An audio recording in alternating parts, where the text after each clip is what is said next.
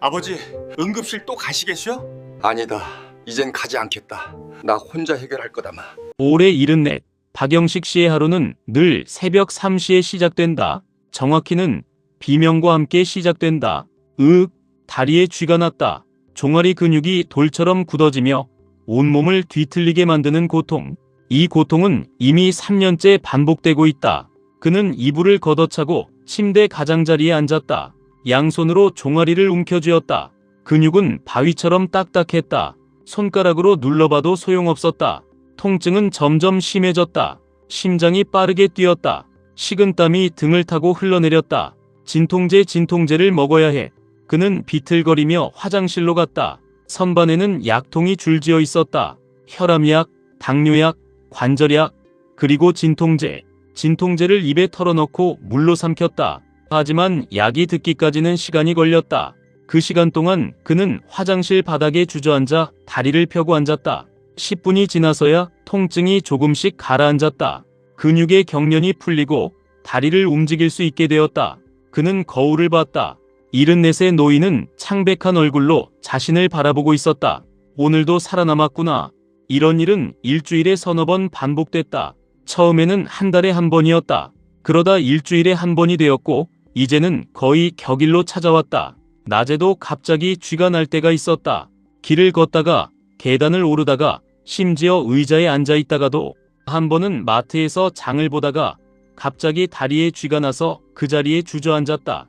지나가던 사람들이 놀라 달려왔다. 할아버지, 괜찮으세요? 병원 가셔야 하는 거 아니에요? 그는 손을 저으며 일어났다. 괜찮습니다. 잠깐 그랬습니다. 하지만 괜찮지 않았다. 집으로 돌아오는 길, 다리는 여전히 떨렸고 힘이 없었다. 그는 병원에 갔다. 의사는 여러 검사를 했다. 혈액 검사, 근전도 검사, MRI까지. 결과는 명확했다. 혈액순환 장애와 전해질 불균형이 있으시네요. 그리고 근육량도 많이 감소했습니다. 의사는 처방전을 내밀었다. 이 약 드시고 스트레칭 꾸준히 하시고 수분 섭취 충분히 하세요. 그리고 너무 무리하지 마시고요. 약을 받아 집으로 돌아왔다. 약통은 또 하나 늘었다. 하지만 약을 먹어도 다리 쥐는 계속됐다. 스트레칭을 해도 물을 많이 마셔도 마찬가지였다. 그는 자식들에게 전화를 걸었다. 첫째 아들에게 먼저 전화했다. 얘야, 아버지가 요즘 다리 쥐가 자주 나서 병원을 다니는데. 네, 아버지. 그래서요? 목소리가 차갑게 느껴졌다. 병원비가 좀 부담이 돼서 조금만 도와줄 수 있겠니? 한숨 소리가 들렸다. 아버지, 제가 지난달에도 드렸잖아요. 저도 애들 학원비에 집값에 매달 드릴 수는 없어요. 그래, 미안하다. 전화를 끊었다. 둘째 딸에게도 연락했다. 딸아, 아빠가 요즘 밤마다 다리 쥐 때문에 잠을 못 자는구나. 아빠, 병원은 가보셨어요? 가봤지. 근데 약값도 그렇고 물리치료도 받아야 한대. 아빠, 우리도 지금 남편이 사업 안 좋아서 빚 갚느라 힘들어요. 죄송해요. 아니다, 괜찮다. 셋째 아들은 전화를 받지 않았다. 그는 휴대폰을 내려놓고 한참을 멍하니 앉아 있었다. 내가 짐이 됐구나. 어느 날 밤 다리 쥐가 유난히 심했다. 진통제를 먹어도 통증이 가라앉지 않았다. 오히려 가슴까지 답답해지기 시작했다. 그는 119에 전화를 걸었다. 여보세요. 다리에 쥐가 나서 너무 아픈데 가슴도 답답하고. 구급차가 왔다. 응급실로 이송됐다.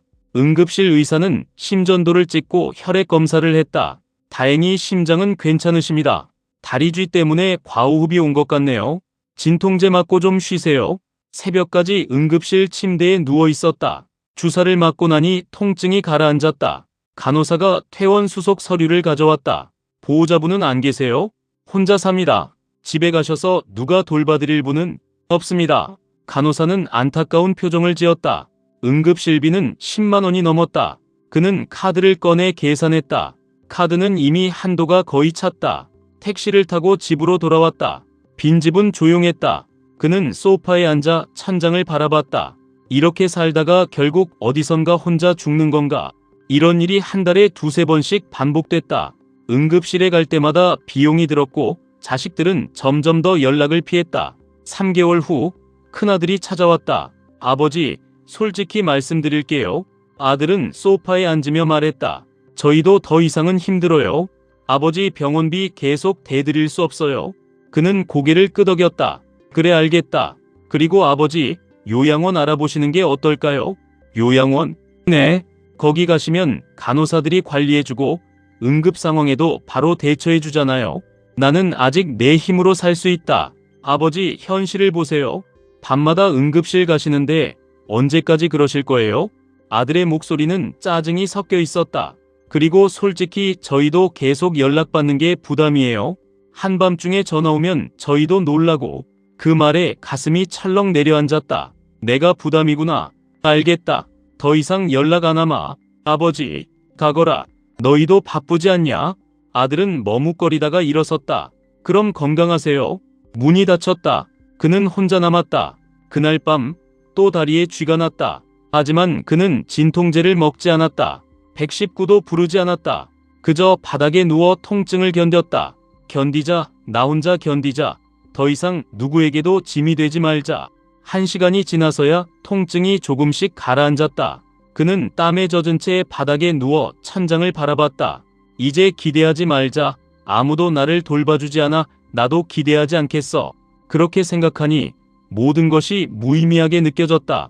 약을 먹어도 소용없고 병원에 가도 나아지지 않고 자식들도 나를 부담스러워하고 그럼 내가 왜 살아야지. 이튿날 그는 약 먹는 것을 멈췄다. 어차피 소용없다고 생각했다. 사흘째 되던 날 다리 쥐가 또 찾아왔다. 하지만 그는 그냥 참았다. 바닥에 누워 이를 악물고 견뎠다. 일주일이 지나자 몸은 더 약해졌다. 걷는 것도 힘들어졌다. 밥도 제대로 먹지 않았다. 이렇게 조용히 사라지는 거구나. 사부공원에서 만난 노인. 어느 날 오후 그는 공원 벤치에 앉아 있었다. 갈 곳도 없고 할 일도 없었다. 그저 시간을 보낼 뿐이었다. 옆 벤치에 비슷한 나이의 노인이 앉았다. 그 노인도 다리를 주무르고 있었다. 혹시 다리쥐 자주 나십니까? 옆 노인이 물었다. 그는 고개를 끄덕였다. 나도 그렇소. 밤마다 쥐가 나서 잠을 못 자오. 나도 그렇소. 두 사람은 한동안 말없이 앉아 있었다. 나는 작년에 포기했었소. 옆 노인이 말했다. 약도 안 먹고 병원도 안 가고 자식들한테도 연락 안 하고 그냥 조용히 죽으려고 했소. 그는 고개를 돌려 노인을 바라봤다. 그런데 어느 날 복지관에서 건강 강좌를 들었소. 거기서 간호사 선생님이 이렇게 말했소. 노인은 하늘을 바라보며 말했다. 다리쥐는 3초면 끝난다고. 방법만 알면. 3초. 그렇소. 쥐가 났을 때 발끝을 몸쪽으로 당기면 된다고. 그리고 물을 충분히 마시고 간단한 스트레칭만 해도 예방된다고. 그 말에 그는 가슴이 뛰었다. 그게 정말입니까? 나도 처음엔 안 믿었소. 근데 해봤더니 정말 되더라고. 물론 완전히 없어지진 않았지만 많이 줄었소. 노인은 그를 바라보며 말했다. 그리고 그때 깨달았소. 내가 포기한 건 다리 쥐 때문이 아니라는 걸. 나 자신을 포기한 거였소. 노인이 천천히 말했다. 사람은 늙어서 약해지는 게 아니라 기대를 접을 때 무너집니다. 그 순간 그의 가슴 속에서 무언가가 터졌다. 기대를 접을 때 무너진다. 그렇소. 나도 기대를 접었소. 자식들한테도 세상한테도 나 자신한테도. 그래서 무너진 거였소. 노인은 일어서며 말했다. 근데 나는 다시 일어섰소. 기대를 접지 않기로 했소. 나 자신을 포기하지 않기로 했소. 노인은 걸어갔다. 그 뒷모습은 힘찼다. 그는 벤치에 혼자 앉아 한참을 생각했다. 사람은 늙어서 약해지는 게 아니라 기대를 접을 때 무너진다. 그 말이 계속 머릿속에서 울렸다. 그날 저녁 그는 집으로 돌아와 인터넷을 켰다. 다리쥐 대처법을 검색했다. 수많은 정보가 나왔다. 발끝을 몸쪽으로 당기기, 종아리를 부드럽게 마사지하기, 따뜻한 물로 찜질하기, 충분한 수분 섭취, 칼륨과 마그네슘 섭취. 그는 하나하나 읽어 내려갔다. 그리고 메모했다. 이렇게 간단한 방법이 있었구나. 다음 날 그는 약국에 갔다. 마그네슘 영양제를 샀다. 그리고 마트에서 바나나와 시금치를 샀다. 집으로 돌아와 물을 한 컵 마셨다. 그리고 침대에 누워 다리 스트레칭을 했다. 발끝을 천천히 당겼다 폈다 반복했다. 그날 밤 새벽 3시에 다리쥐가 또 찾아왔다. 하지만 이번에는 달랐다. 그는 즉시 발끝을 몸쪽으로 힘껏 당겼다. 동시에 종아리를 양손으로 마사지했다. 놀랍게도 10초도 안 돼서 통증이 가라앉았다. 정말 되네. 그는 눈물이 났다. 기쁨의 눈물이었다. 이렇게 간단한 방법을 나는 왜 몰랐을까? 그날부터 그는 달라졌다. 매일 아침 일어나면 물을 2잔 마셨다. 바나나를 먹고 마그네슘 영양제를 챙겨 먹었다. 저녁에는 간단한 스트레칭을 했다. 다리를 펴고 앉아 발끝을 천천히 당기는 동작을 10번씩 반복했다. 잠들기 전에는 종아리를 부드럽게 마사지했다. 일주일이 지나자 다리 쥐가 나는 횟수가 눈에 띄게 줄었다. 일주일에 4-5번이던 것이 한두 번으로 줄었다. 한 달 후에는 거의 나지 않게 되었다. 가끔 쥐가 나도 발끝을 당기면 금방 풀렸다. 그는 복지관에도 등록했다. 거기서 노인 건강 체조 수업을 듣기 시작했다. 일주일에 3번 1시간씩. 처음에는 몸이 굳어서 따라하기 힘들었다. 하지만 포기하지 않았다. 천천히 자기 페이스대로 했다.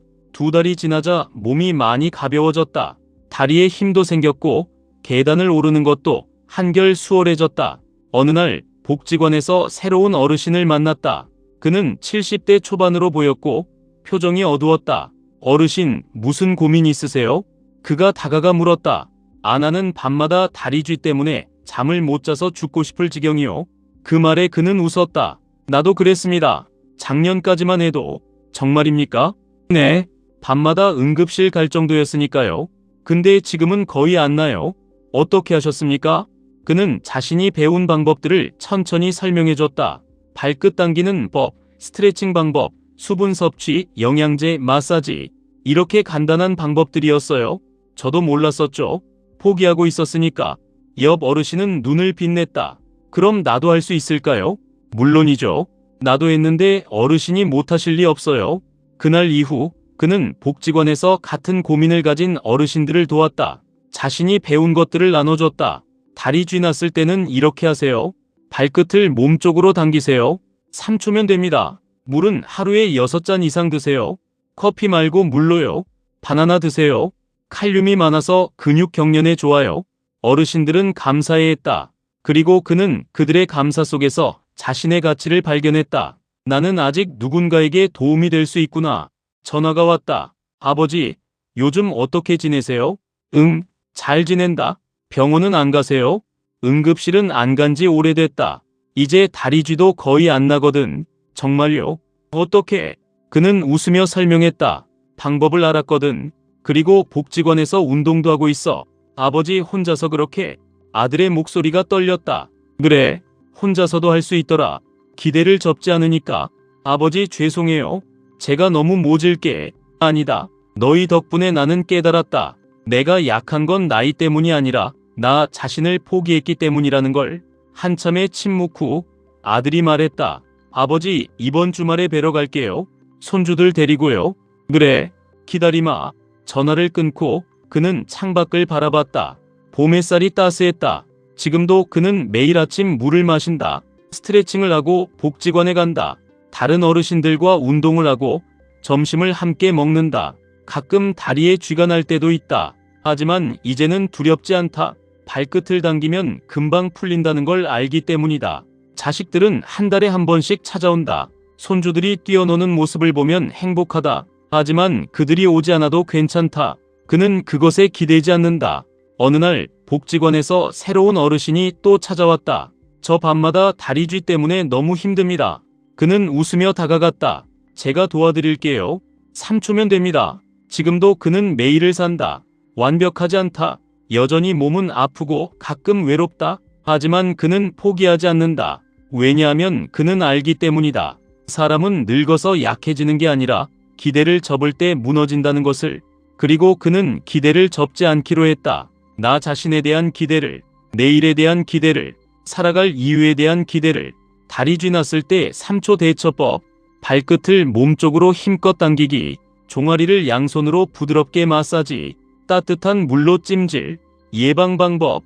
하루 물 68잔 충분히 마시기.